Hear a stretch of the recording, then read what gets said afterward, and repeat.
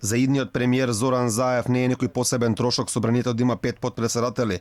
Вели тие ќе имале 100 или 150 евра повисоки плати, но заборавајте дека покрај тоа има трошоци за службено возило со возач, за сите 5 заменици на джафери, како и плати за членови на нивните кабинети, така што според пресметките трошоците би биле многу поголеми од она што Заев го кажува.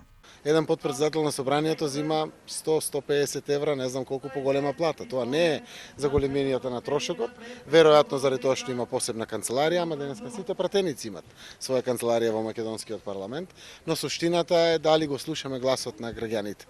Бура реакција во јавноста предизвика предлогот за 5 заменици на жафери, особено што вакво нешто доаѓа во ек на корона кризата, кога сите непотребни трошења треба да бидат сведени на минимум. Сепак барем во наредниот собрански состав ќе има повторно 3 потпредседатели, откако ВМРО ДПМН реши да не предложи свој кадар на оваа позиција, а истото ќе остори СДСМ.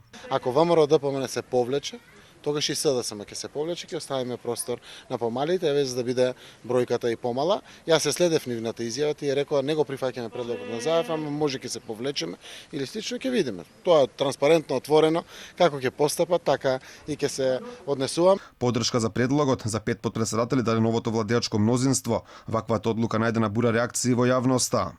Ке беше многу без везе да се откажавме од 5 потпредседатели и да купевме амбулантни возила, пошто никој немаше да знае колку сме болни во мозокот. На толку работа што ќе имаат новиве 5 потпредседатели, јас мислам треба да именуваат уште 5 нивни заменици. Фере.